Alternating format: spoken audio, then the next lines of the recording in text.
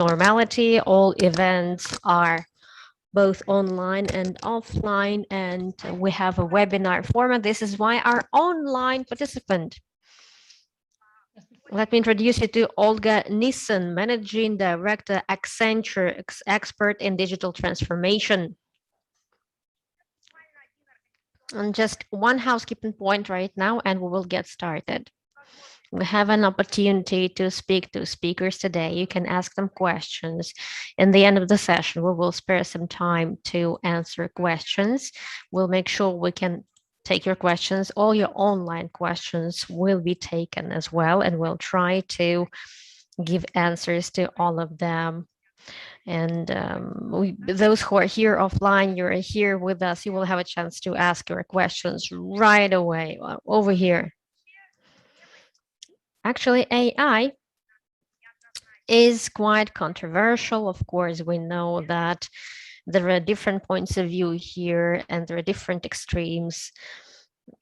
If we take the data of PricewaterhouseCoopers, then they say that artificial intelligence is going to be growing 30% every year.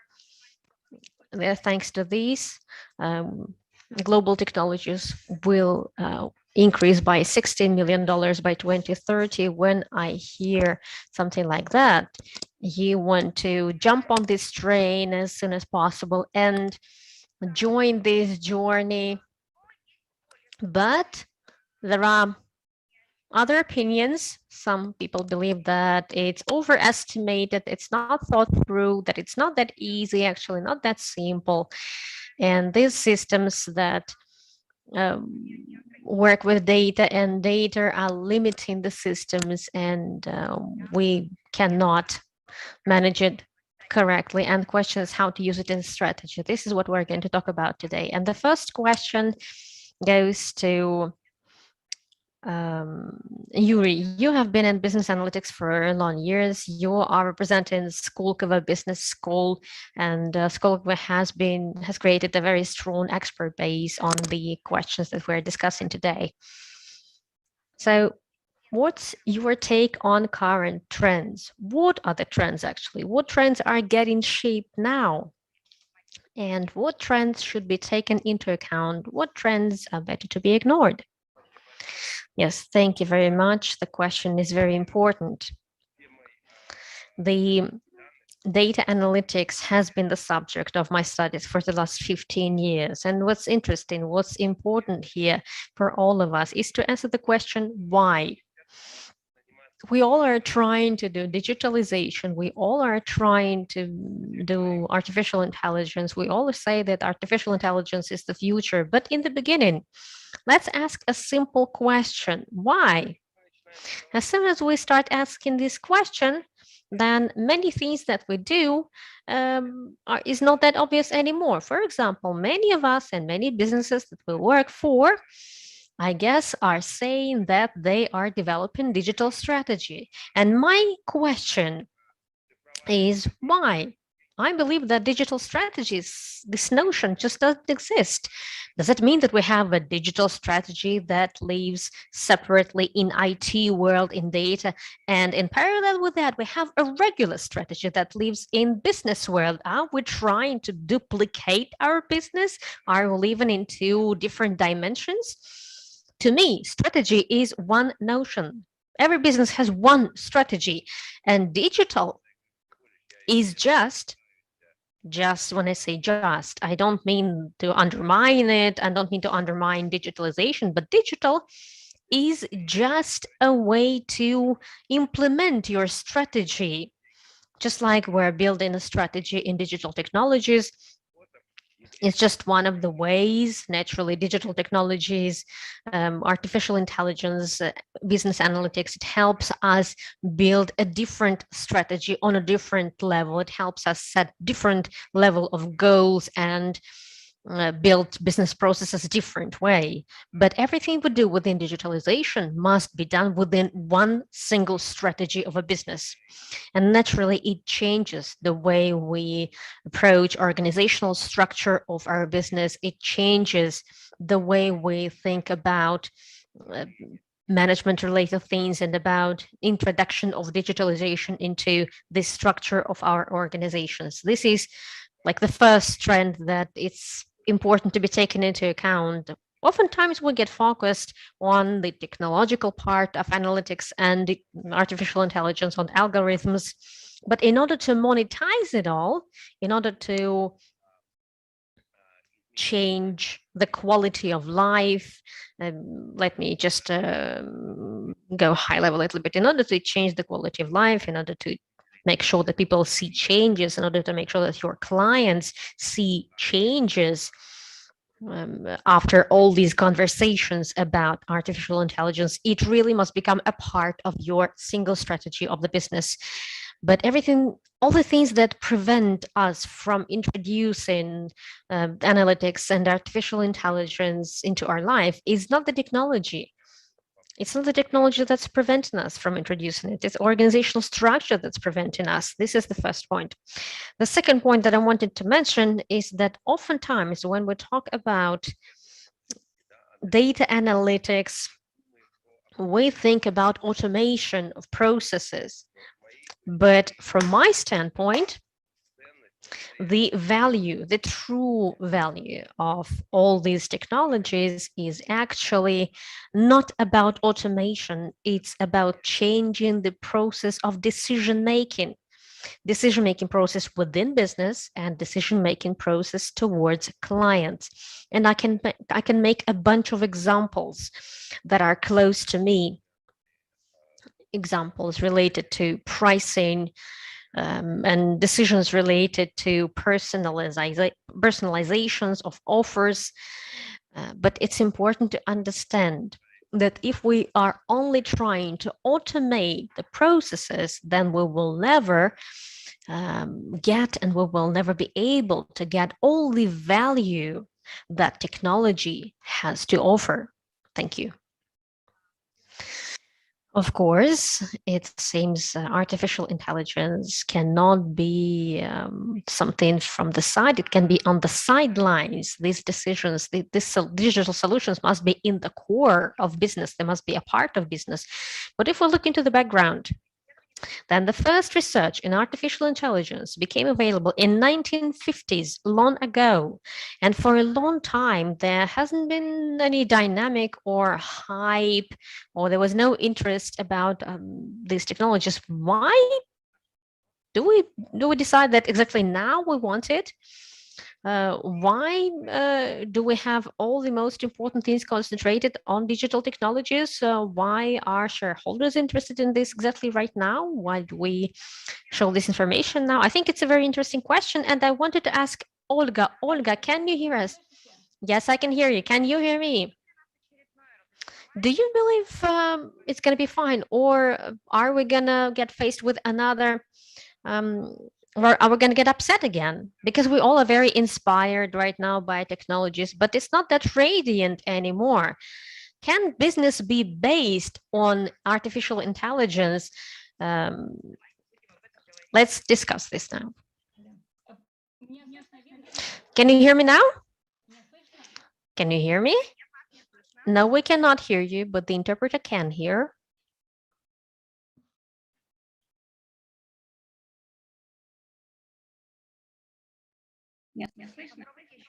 Please try again. What about now? Can you hear me now? We can hear. Well, we have an echo after your words.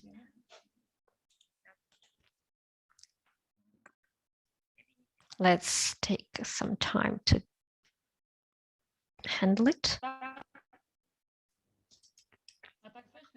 Can you hear me now?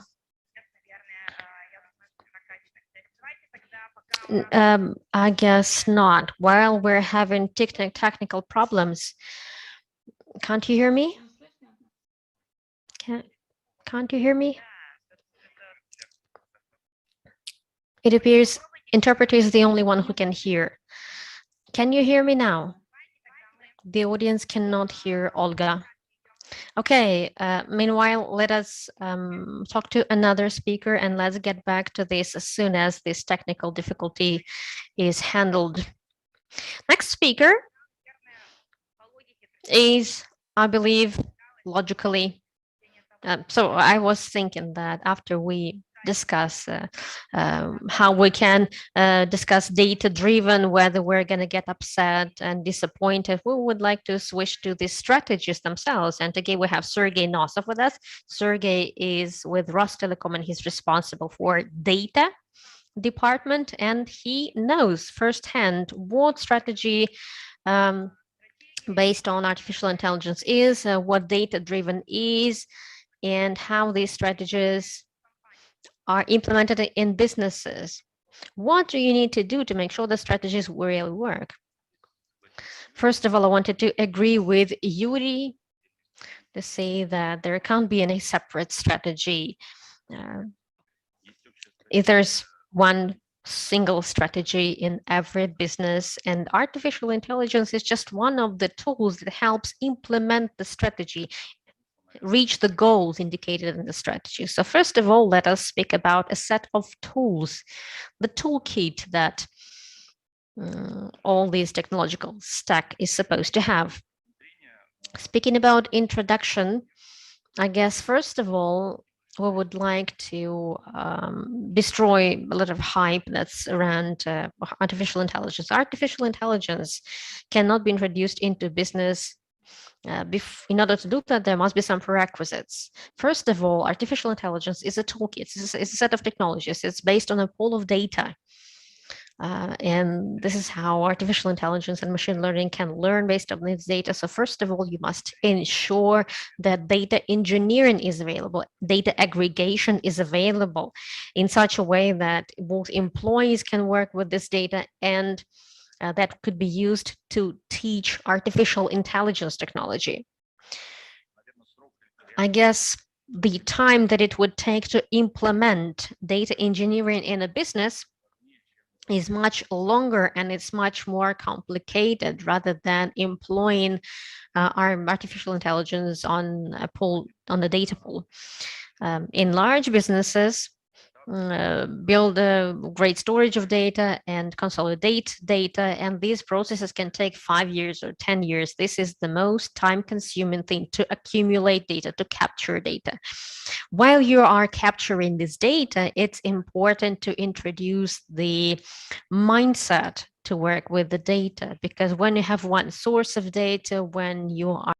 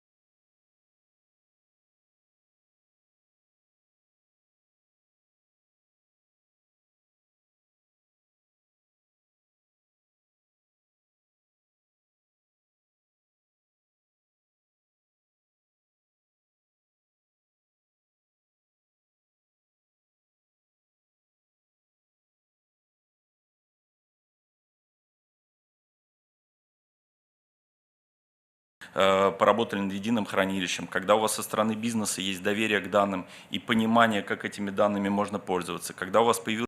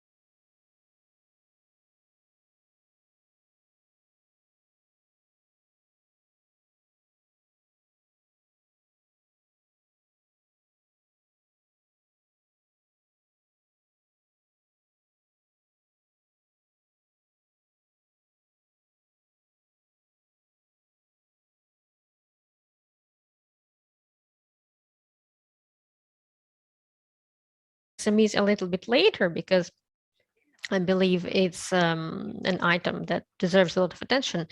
Speaking about large businesses and speaking about decisions based on AI, how can it penetrate into core business, or is it a periphery decision?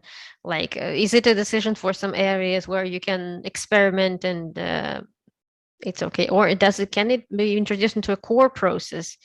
I can't say anything about a core process, but I think that artificial intelligence is a set of technologies and an area of work, area of business. It's voice recognition, text recognition, image recognition, analytical models, and deep learning. When you teach artificial intelligence to self-learn, self-educate. So these technologies that you work with, maybe making analytical decisions um,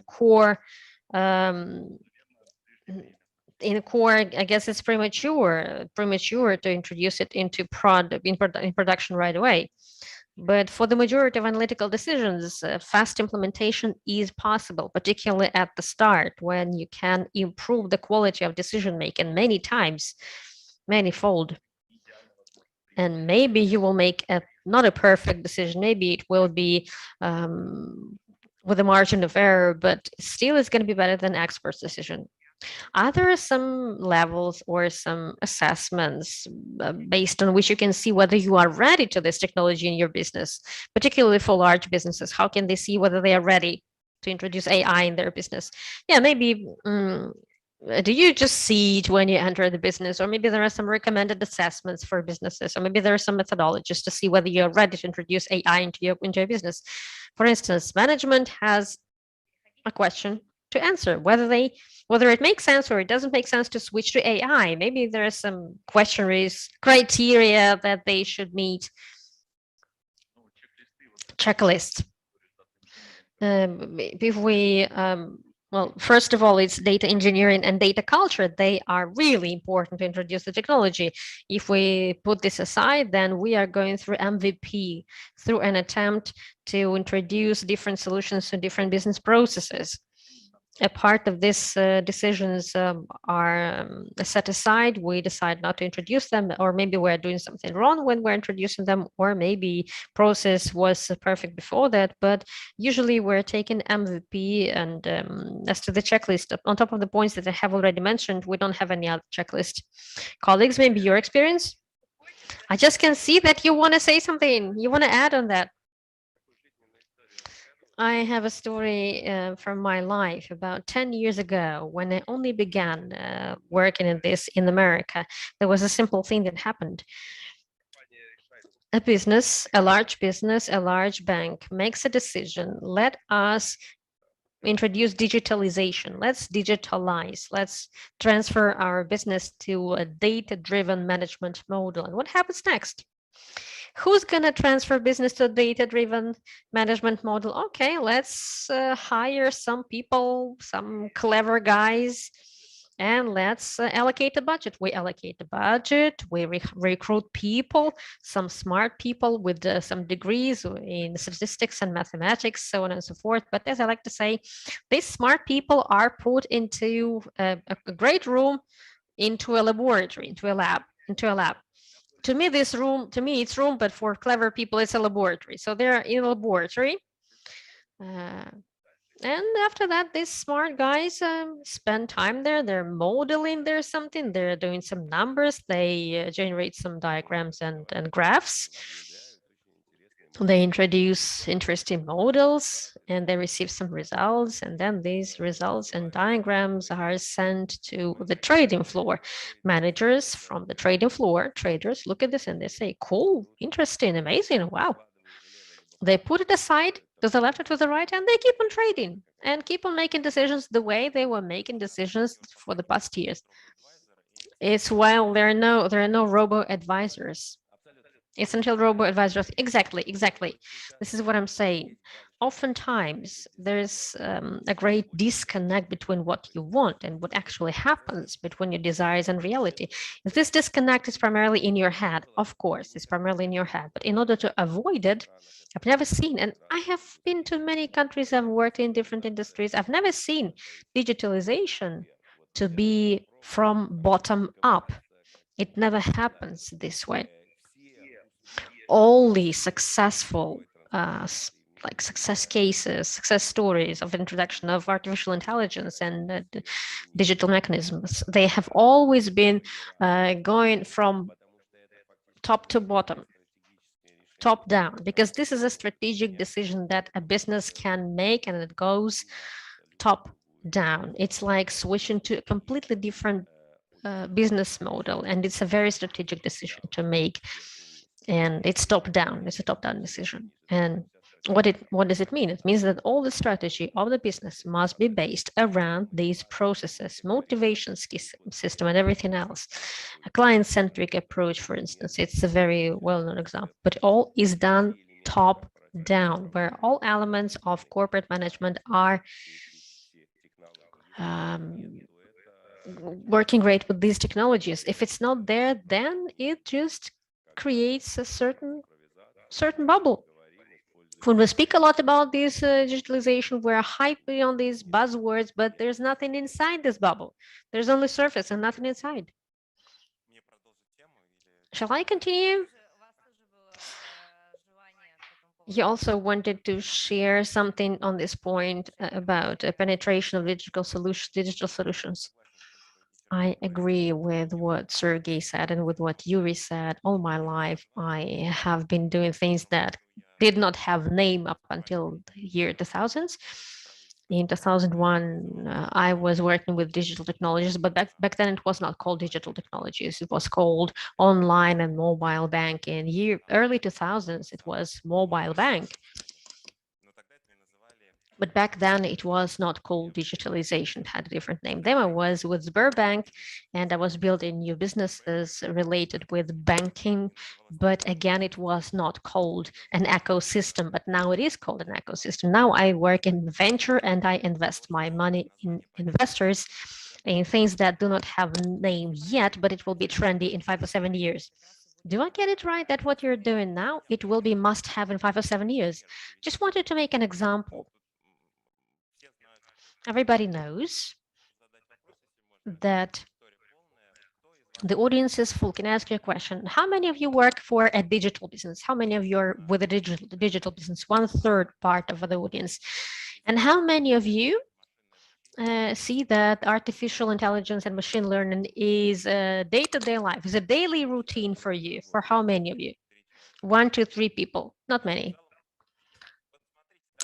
Look, I wanted to ask a question about digital business. Digital business, in my understanding, well, this is my definition. Me and Volodya Korovkin, we chose this name.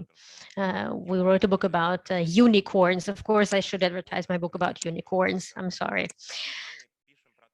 We are writing there that a digital business is a business where software is prevailing over everything else. Doesn't matter whether you're producing pizza, if it's not pizza that matters to you and not the oven that matters to you, but software matters to you, then you have a digital business. And some time ago, a well-known founder of Netscape and then a well-known venture fund, Dan Horowitz, said in 2011, the software is consuming everything that's around it. It's consuming everything in different industries. And I visited a friend of mine, Tel Aviv, recently. He produces spray for COVID. His business, it's for COVID. It's important. Spray for COVID. It's like it creates a surface that protects your mouth and nose from COVID. They are going through approval. So they have raised a great round in Tel Aviv, a round of financing, and he has a lot of people. And I asked him, who are all these people? I'm sure these are biologists. In this business, I was expecting to see people wearing white uniforms, doctors. He says, I have 120 data scientists. I only have data scientists. And he thinks, how are drugs being developed in the modern world? Nobody develops the drugs formulations in any other way. This is the only way to develop drug formulation. They use neuroscience and they're doing different simulations, and then they design a new drug formulation. This is just an example from the industry. Um, it seems like artificial intelligence and formulation of medicines are somewhere on different extremes, but they are together.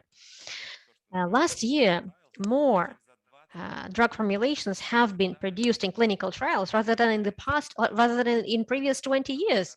This is thanks to artificial intelligence, because previously every formula was supposed to be created by hand and tested on living molecular, on living cultures, on living matter. Now it doesn't happen this way in biotech. In biotech, things happen different way now. Everything happens with simulation, with a neural system, and in the 2 hours, you can create a result that would take 20 years in previous times. Now let's discuss the cloud. Cloud, digitalization, they're very similar things. The interpreter cannot hear the question. The interpreter cannot hear the question. It goes up the mic. My person living next door in California is chief data scientist of Moderna, and they invested a lot in simulation exactly in order not to do simulation the old conventional way. In the first 6 months of 2021, they created more drug formulations than before. And a lot of formulations actually were vaccines. Then in the whole 2020, in 2021, in 6 months, they created more vaccines than in 2020. And it was done with the help of artificial intelligence. I will take your question about small businesses and large businesses. I'm sure that you will not find any pizza house or hairdressers, and there's no small business, any other small business that would have a server in a room behind the kitchen. You can't imagine it, right?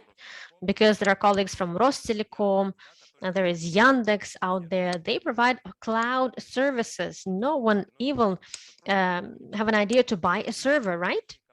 But now look at large businesses. Look at large businesses. All large businesses have their data centers.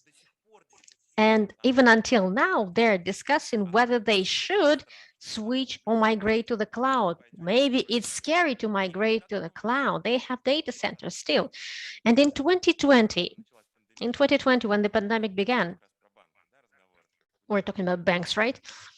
In New York, there was a crisis. So people were staying at home, and operating processes and businesses kept on functioning from offices, and they had to rebuild, reshape processes to make sure that people can work from home. What job, what profession was in highest demand in April, June, July among IT people? I mean, which coding language was the most popular one? Let me answer the question. It's a coding language that, if we would study Egyptian coding, Kabula parts run. Why? Because infrastructure is old. The infrastructure was built 20 or 30 years ago. And when infrastructure is built 20 or 30 years ago, then unfortunately you need to do things that Sergey mentioned. You should involve a lot of people into the process so that they understand data, so that they process data, clean data, and bring them in line, bring them into order. When we're speaking about businesses that were established 2 or 3 years ago, they don't need to do it. Why? Because all of this is built into their business. If you build your business based on Amazon or Google or Microsoft infrastructure, cloud infrastructure, cloud-oriented infrastructure these days. If you use Snowflake, have you heard about Snowflake? It's a $100 billion value company. If you use containerization and tokens or Kubernetes, I'm sorry, I'm an IT person. This is why I'm swearing this way now. And if everything you have is built on these technologies, then artificial intelligence is like an iron connecting it to electricity.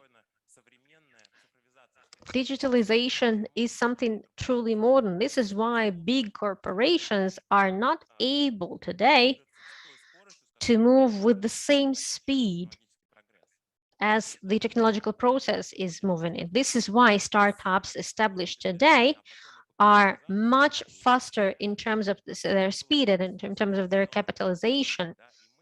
Everything that was created before them, we see this process and we're invested in this process. So we are using these leverage to establish these additional leverages to grow value, because big corporations, fortunately, large corporations are not able to establish these innovations. Why? Because they have legacy systems. They started building their systems 30 years ago. It's not their fault. They have brick and mortar. They are built based on brick and mortar, and this structure is, it cannot be destroyed. You should actually just throw it away and build a new one from scratch, but they can't do it because they don't have people for that. You can't just stop business and build a new one. When I started working with Sberbank, when I started building things that we were started building in 2008, we were very lucky. There was no automation at all. If we had some automation, it wouldn't work. But since we had zero automation in 2008, it was greenfield. We could create it from scratch. And this is why we had a breakthrough. But again, technologies develop exponentially. If we speak about data, why are there was a question, but there was no answer. Why in 1950s it didn't work? Why it didn't fly in 1980s, for instance? Two things were missing. Can you hear me now? You generated things on Instagram.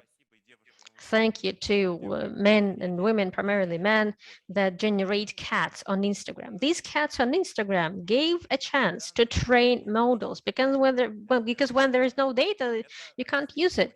And second is computing power. Computing power was not enough. It was not sufficient. It was impossible to train on models even when the data became available, because computing power was not enough. Now the price for computing power has reduced and it keeps on going down, and there are a lot of businesses that are creating special chips that are processing artificial intelligence faster and faster and faster. They're specialized. There are some chips for deep learning and the chip for some other types of machine learning.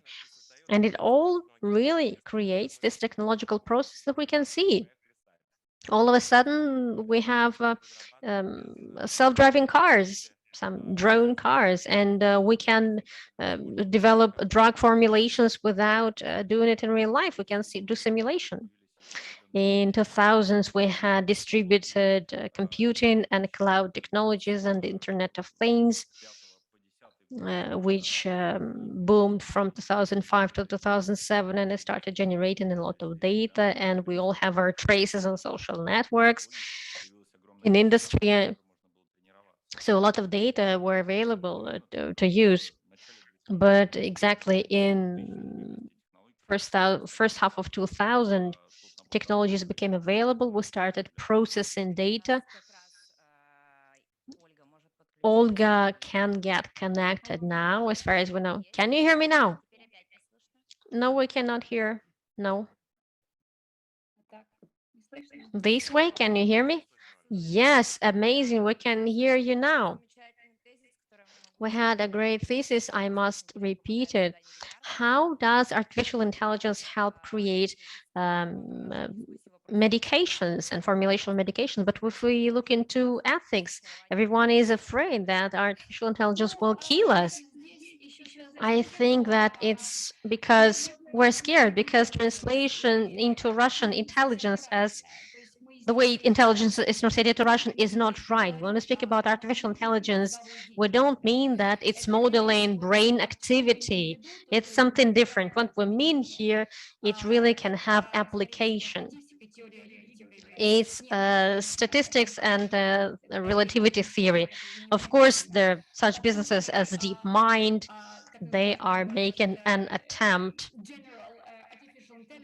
to create general artificial intelligence. But what we mean today when saying artificial intelligence, then usually it's probability theory and things like that. So we shouldn't be scared that artificial intelligence will replace us, that will be robots that will substitute us. It's too early, it's premature now. However, all jobs that are in demand today will not be that popular in some time. I read it somewhere. 70% of those things that we teach at universities and schools today will not be needed anymore. These things will be done by robots. I also wanted to get back to the subject of hype and no hype. You, in the beginning, you mentioned a number, Taisia. 16 trillion will be invested into artificial intelligence in the nearest future. I can say that we all will hope uh, that things will happen best way, and this trend is rare, really. But let's look at what is going on right now. It's much more modest if we look at real numbers. Corporate investments in artificial intelligence today account to 50 billion only. It's a very modest number compared to what happens globally, compared to investments in technologies overall. Also, if we speak about return on investment that is announced by businesses, the results are actually very modest, 5 or 10%. This is what we actually have today. And I agree with Yuri that the problem is not about maturity of technology and not immaturity of artificial intelligence. The problem is about organizational matters and about quality of introduction and quality of data, support by management, capability to transfer separate use cases into large projects, to integrate it into operating model, to adapt artificial intelligence into what every person, every employee does for business. It's much more difficult rather than algorithms that we have today. So in this case, so my conclusion here is that, of course, there's a lot of hype, there's a lot of buzz about it right now, but it's an alpha trend today. This trend is not temporary, it's going to stay with us longer, and we can feel it stronger and stronger day by day, day after day. And the difference compared to those technologies that we would introduce in our previous life, I mean ERP, large enterprise systems, compared to them, artificial intelligence is introduced into the core of business. It's about competitive advantages. It's not automation of accountancy or finance or any operating processes. It's about the core of business. Even now, there are quite few success stories with artificial intelligence, and they happen thanks to marketing, thanks to sales, thanks to new products, thanks to new business models.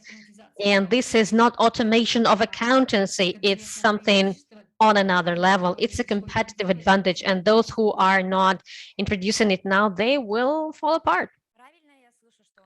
Do I hear it right that right now it happens so that decisions based on artificial intelligence, they are too complex for our businesses right now, and our businesses are too ancient, too outdated for this. It's hard for businesses to let these solutions into the core. This is why all hope is with the SMEs. It's not that it's difficult to let it in. It's difficult to use all advantages of algorithms. It's difficult to use all technologies. As Sergey said, it's very fair. Your basis must be ready. The basis, this fundamentals, they slow down the process. If you introduce SAP, for instance, in 1985, and their SAP keeps on working fine.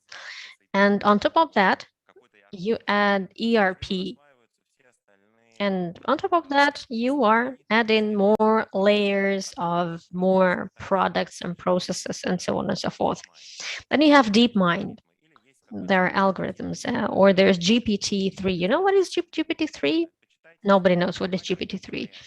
There's OpenAI business. It creates voice interface,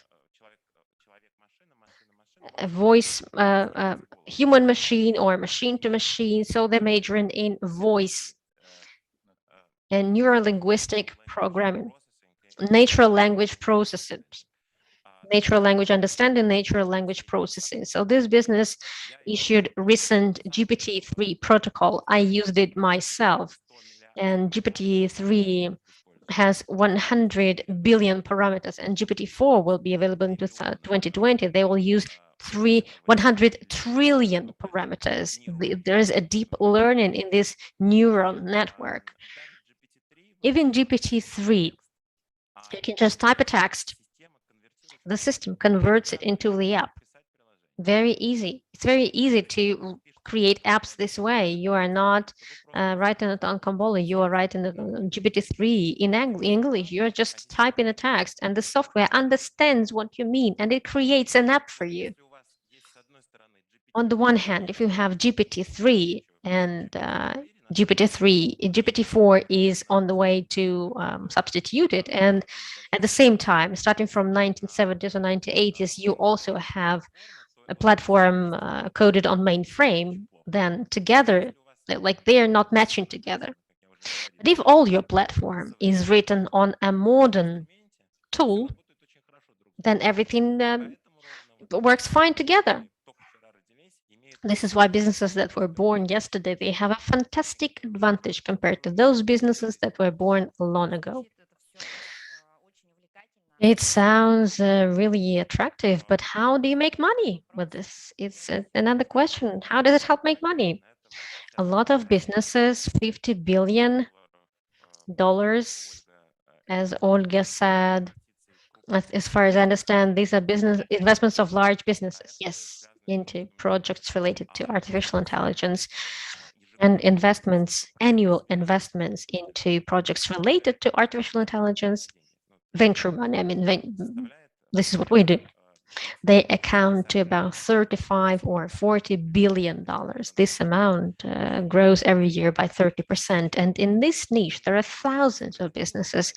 What Olga says, it's fair hype. What hype is about? It's about AI domain is very popular today. When you call your business not data.com, because it's not popular anymore. Now you call it data.ai, and right away investors are rushing to you because it's something related to AI. And those of you who have been through blockchain hype and Bitcoin hype, when businesses producing tea would all of a sudden call themselves blockchain businesses and they would become more popular right away.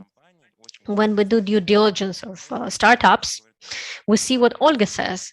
They have just mathematical models, they have statistics and nothing more. The things that were available 30 years ago. But there are other businesses as well who really do fantastic things, such as DeepMind. Google procured this business. They do fantastic breakthroughs in algorithms and in tools. And these breakthroughs, they are breakthrough innovations today, and tomorrow they will become commodities.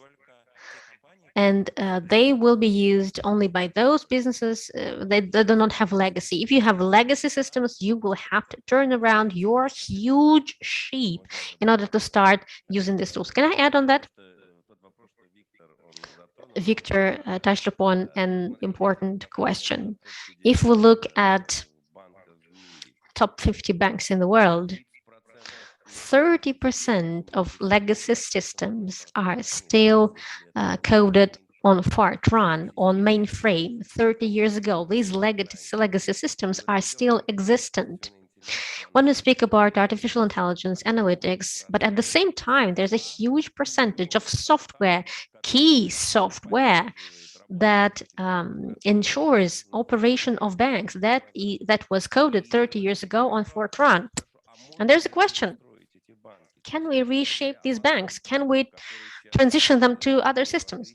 For instance, Amazon is aggressively going into fintech, and there are other banks that have 100, 200, and 300 years of heritage. And these new world of financial services. What is it going to be? What is it going to look like in the future? For the past 10 years, I've been working a lot with a lot of large banks, BRDS, BRTD, etc. And when I help them position themselves in the new world, the question that board of this bank ask is very simple. They ask me, how do we compete? And competition is not about competition with other traditional banks, it's about competition with fintech. They are asking about competition with technological businesses such as Amazon, Apple, and Google, who first of all have a lot of client data, and second, they have a huge experience of work with this client data. It's a big question. Now, uh, traditional banks, what is their advantage? Those traditional businesses with 100 to 200 years of heritage. In the West, they have a huge heritage. It's like customer trust. They have trust of customers, the trust that Credit Suisse has, for instance. It's going to take time for other businesses such as Revolut to gain the same trust. It's important. How can we capitalize trust and how can we use trust as the main driver of our development? It's an important question. I agree with you. The problem here is that trust fades away with generations. The generation that has always been using HSBC, like their grandmas and grandfathers have been using this bank, and I will keep on being serviced at HSBC. But the next generation will not care about HSBC, for instance. So trust for banks is a problem for banks. I always say, guys, you're a traditional bank. People would trust you. How would they trust you? They would use your safe. They would bring their passport and their photo to you. But now they must trust you in another way with customer data. They with a memory stick or something like that, or maybe placing data on your cloud, but people must trust you. When they trust you, they place your data with you. When they have transactions with you, then they leave a huge customer footprint with you. They trust you to save this data and to ethically use this data. The ethics is the key point here. I'm not speaking about legally or illegally using data, but about ethically using data. This is why ethics in data and in artificial intelligence is gaining the most importance right now. And in the next 5 years, ethics of data is going to be a cornerstone of every discussion like this. One more thing I wanted to add, Victor touched upon this, valuation of businesses. Valuation of businesses used to be held based on what? Based on financial indicators, right? Like there are traditional contemporary financial indicators, financial foundations, fundamentals, and valuation was done based on these financial fundamentals. But now valuation is based on optic, as I say, optic that gives a look into the future. And in this relation, aspects of ESG, aspects related to analytics and artificial intelligence, and as we say, digitalization and technologization, they are key things. I remember very, very well in Canada, one of the largest banks, TD, acquired a technological business that developed quite a primitive, quite a standard technology of predictive analytics. Uh, and they sold it for $100 million, and there was a lot of debate whether 100 million is a lot or not a lot. And once I got asked as a similar discussion, Yura, do you think 100 million is a lot or not a lot? I said maybe if they paid 200 million it would be even better, because when they paid for 100 million, they are paying not for technology, they are paying for establishment of optics. It proves that you are serious, you are ready to invest into artificial intelligence and analytics. And it means that you are investing in optics. You are ready to compete in the future. You're ready to compete with technological companies who are entering the banking world and fintech world. I mentioned these brands for a reason. We're speaking about hype, Thais. It's not just hype. These are real tools to create the right positioning, the right optics that will help business attract the right people, and people are the main asset in our world, and they will attract investors, and it will raise capitalization, it will raise a valuation of your business. It all matters. Since we're talking about it, I wanted to add a little bit. I wanted to argue a little bit with Yuri. 10 years ago, for instance, agenda of CEO of a large business was very simple. He had to report his quarterly results. And quarter results would just need to get improved every time. Not too much, but according to plan that was adopted by a supervisory board. I used to work for IBM and I learned it very well. That your revenue growth and profit growth must grow 10% per year. It's okay. 5% is not enough. 20% per year is not good as well. It's too fast because everybody got used to 10. You had to grow steadily, evenly. What is demanded? What is required now by CEOs when they are listening to earnings scores? What's going to happen to them in 5 years? What's going to happen to the industry in 5 years? 10 years ago, this question was not asked at all, but because nothing happened to the industry, if you are in a construction industry or oil and gas industry, or if you are in food industry, or if you're in fertilizers industry, then nothing would happen. 100 years ago, this business was producing fertilizers. 50 years ago, it was producing fertilizers. In 50 years, it will produce fertilizers. Now investors ask, who says in 50 years these fertilizers will still be needed? Because now we're getting to a point where fertilizers will not be needed. Without fertilizers, we will harvest 1,000 times larger yield and oil will not be needed. So every industry has another question now.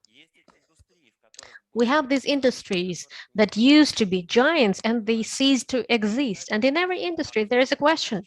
What are you going to do in 5 years? How your business is going to change? How is it going to change its business in 5 years? What niche is it going to take? So now investors want to know this. Now investors want to learn from CEO his vision in 5 years, in 10 years. And if CEO is not convincing, then the shares are sold. And if he convinces that, the shares are bought. It's an attempt to convince investors that we know what we're doing. You see, we bought a business with artificial intelligence. You see, we're going to produce machines that are going to be self-driving, for instance, autonomous cars, driverless cars. So you must trust us that in 5 years we will still exist, we will still be relevant in the market. And this is a fundamental change in paradigm. Investors want to see the future. Investors wouldn't want to know the future in the past. Now, thanks to these modern technologies, the future is unpredictable and it's beautiful, I think. Yes, this is the logic. Technologies based on artificial intelligence are great. If we're lucky to be born recently, then well done. You were born recently. I'm sorry, just as an example from life. Recently, how many of you have Robert Hoover? Do you have dogs, those who have Robert Hoovers, robot cleaners? And you know what happens when a dog, I'm sorry, leaves a poo on a carpet and robot Hoover doesn't know about it? You know what happens, right? You know what happens to the carpet after, or what happens to the dog, and then something happens to the dog, yes.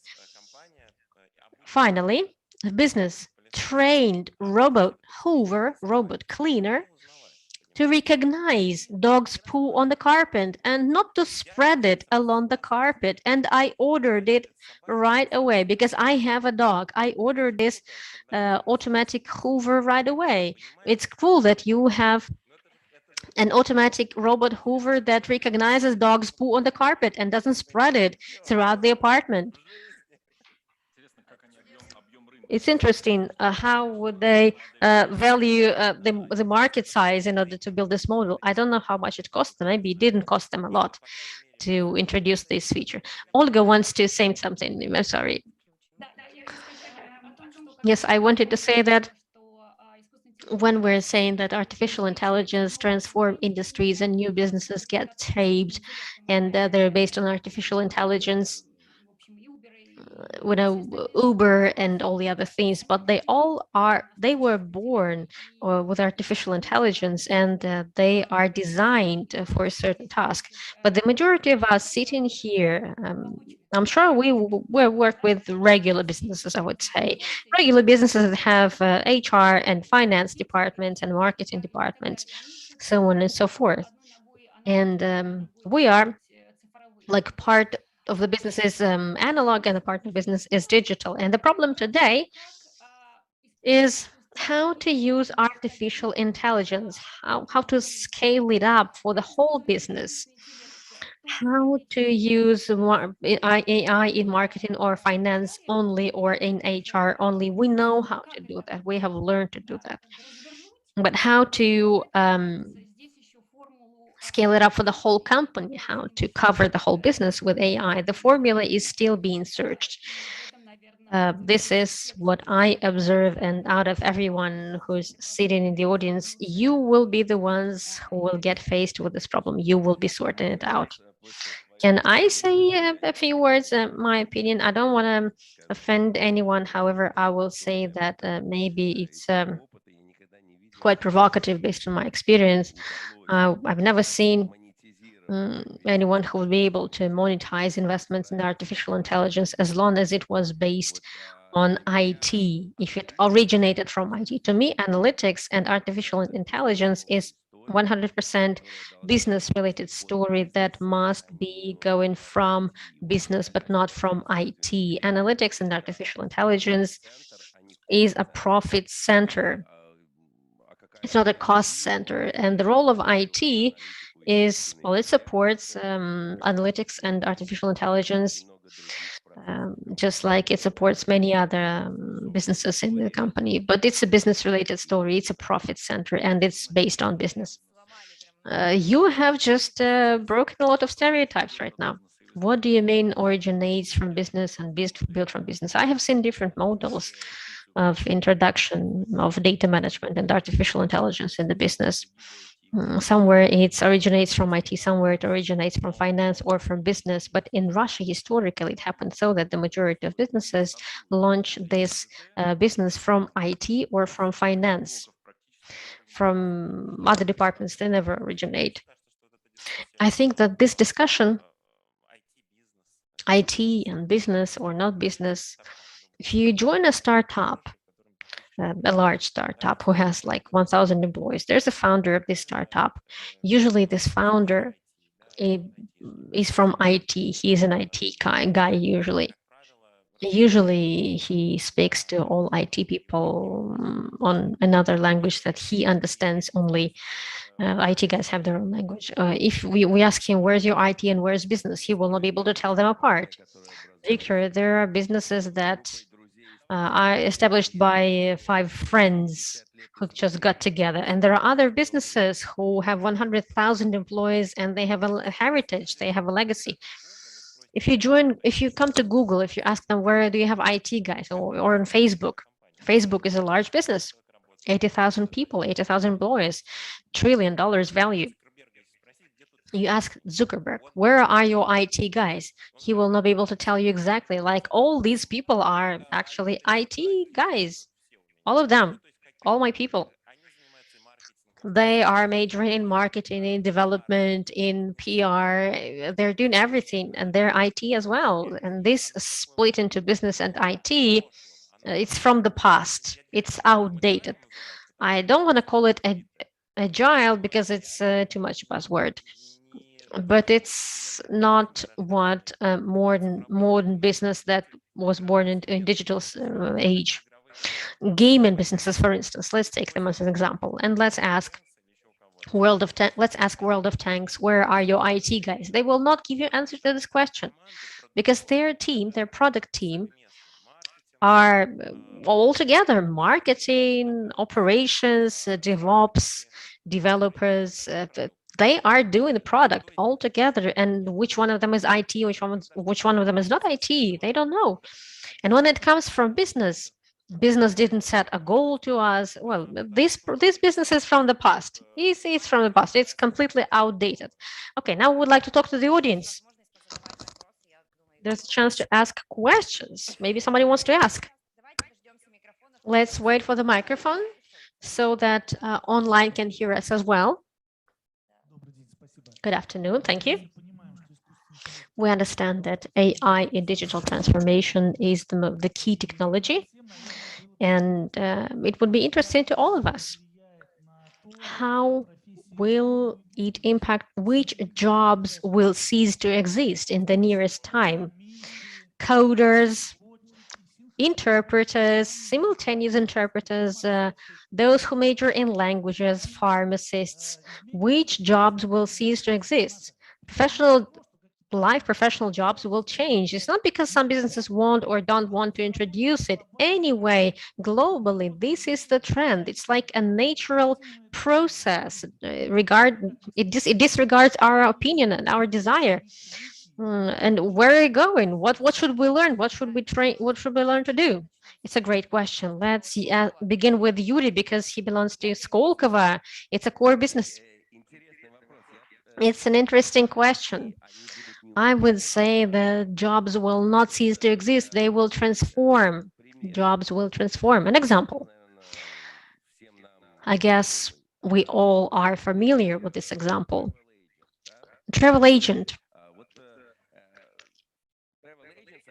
Travel agents are completely online, and there's an example, Priceline. I don't know whether you heard about them. Their office is like in the middle of nowhere. It's a tiny building, but this business has capitalization of plus minus $100 billion. It's more than in Gazprom or in other large businesses. It's a, yeah, so they don't have any technical assets. They don't have pipelines. They don't have gas. They have technologies. They have technologies that allow to connect owner of a resource with the consumer. So what I want to say here, jobs will just get transformed. Jobs will be transformed in the following way. These jobs will focus on development of methodologies, development of systems that will keep on being scaled up with artificial intelligence. So you will not need agents, you will need people that will develop new business models. They will book services, booking travels. And after that, the process itself, the booking process itself, will be given to artificial intelligence. Let me add to what Yura has said.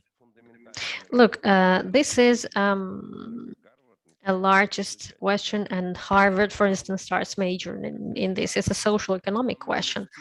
As a state, do you need to stimulate artificial intelligence development, or should you destimulate artificial intelligence development? If you stimulate artificial intelligence development, then you are sparing a lot of people, and you need to do something with to these people. There are a lot of approaches in the world, for instance, a universal guaranteed income, but it's a problem. And if you introduce an additional tax for progress, AI-related progress, in this case, you will still engage a lot of people in the economy, but you will slow down development of progress. And what's the optimal solution here? It's an open question yet. But at the same time, there's a question. Will every person who spares by artificial intelligence? Is every person capable to find a niche for himself in the new economy where average knowledge level is going to be exponentially higher? In order to train robots, you need to have a different skill set, a different level of knowledge. You must be a robot to some extent in order to train robots. And in the next 5 to 10 years, main trends in development of this artificial intelligence, from my standpoint, and colleagues might not agree with me, these trends will not be related to technologies. Because again, technologies um, are developing, and this gap between introducing technologies and development of technologies, this is what will determine the factors that you are asking about. And second thing is ethics. These two factors, the gap between introduction and development of technologies and ethics. Olga wants to add.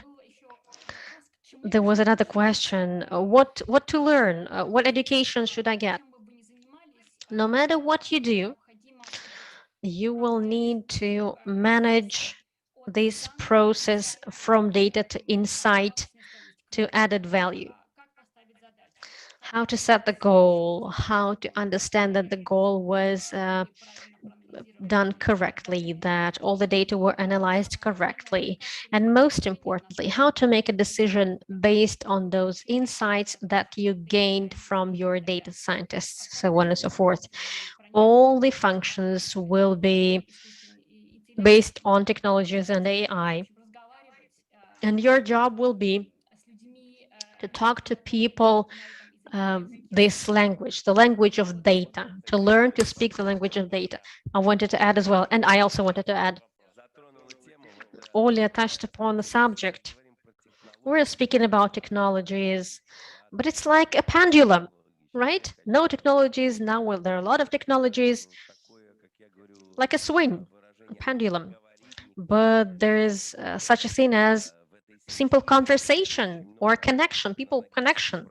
It's still there. Technologically advanced people prefer to speak to machines, but not to other people.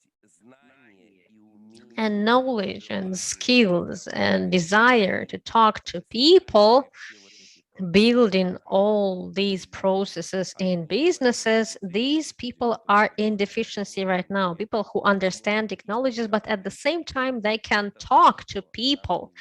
This is what we can't lose in this transition period, transition to technologies. And this is where we are in deficit right now. Just a few points. I know that we're running out of time. I have always been an optimist. I think you noticed that I'm a great optimist. I will become a great pessimist now, because mass automation and robotization, and inside there's artificial intelligence, it will make a fantastic change. Just in one generation is going to create a tremendous shift. We don't know which generation exactly, our children, our grandchildren. My prediction is one generation. One generation is 30 years. In 30 years, technologization is going to take away 4 billion people from those jobs that they're engaged in right now. First of all, talent workers. You know who are talent workers, right? It's not us. We are knowledge. We're using the knowledge. But those who are talent workers, such as farmers, working in agriculture, working in delivery, logistics, drivers, so on and so forth, these talent workers will lose in some 30 years, 30 years from now, or I don't know when this 30 years will begin, but very soon, in 30 years, maybe 50 years from now, they will lose their jobs completely. They will not be needed at all. And this is the biggest problem that the state must be tackling now. Any state must be tackling, because energy and the rest, it will get sorted. In 2030, we will have different kind of power stations, power plants, and reactors, and we will have enough food with gene-modified products, artificial meat. But the question, what are people going to do? What they're going to be majoring in? It's a super question. Unfortunately, Really, unfortunately. Okay, the very last question, and this is going to be the last question. We can take 1 hour again, and the audience is still here. Everybody enjoys. Hello, everyone. We can speak about AI, how it works, and what happens to AI. We can discuss it all. But we must be concerned by something different. The world does not accept Russians today. And it happens so. Doesn't matter how much money you have, you cannot use your money abroad. And by default, you are not the first one and not the second one. I do not agree with you at all. I know a lot of Russian businesses, people from Russia who have built billion value businesses in the US. We know them. We know them. Excuse me, but the country has more people than those people in the US. We all have opportunities. It's not true. I don't think it's right. I don't think it's true. Our problem is that by default, we are not people of the world. And it's a problem of the country. No doubt it's a problem of the country. It's a problem of our values. It's true. And this is what matters. I think it's a serious question that you put on the table right now. It deserves another discussion. Can I give an optimistic answer and brief answer to this question? I think out of all subjects, it's a problem. It is a problem, but if we look at all industries, then actually for different reasons, but this subject can be one of the most breakthrough subjects. If not here, then where? I agree with you. So from this standpoint, this session is very important because once again, I'm sorry, if not here, then where else? And I think this is a great way to conclude our session. Artificial intelligence is going to keep on existing, and technologies based on AI, they will be driving the future. And it doesn't matter whether you have a beautiful heritage or not. Anyway, AI will boost your value in the eyes of investors, or you got born recently and you can join those eight and you will become number nine, number 10. And for this purpose, I wanted to say that Moscow Skolkovo School of Management is at the frontier. In a few weeks, within the month, I guess, we are launching a new master's degree with international diplomas on analytics and business management. Within this program, we will open an opportunity to look into all the questions that maybe were under discussed or under looked into. And this discussion has illustrated an important point. Businesses are different, functions are very different, everything is very different, but there cannot be two strategies. There must be one strategy, and you will have to build this strategy. And these people who build the strategy will get an opportunity to become mentors from the best experts, and they will make those steps towards introduction of new solutions, towards introduction of new services, and towards restructuring, reshaping businesses, and switching it to rapid growth. I think we have a video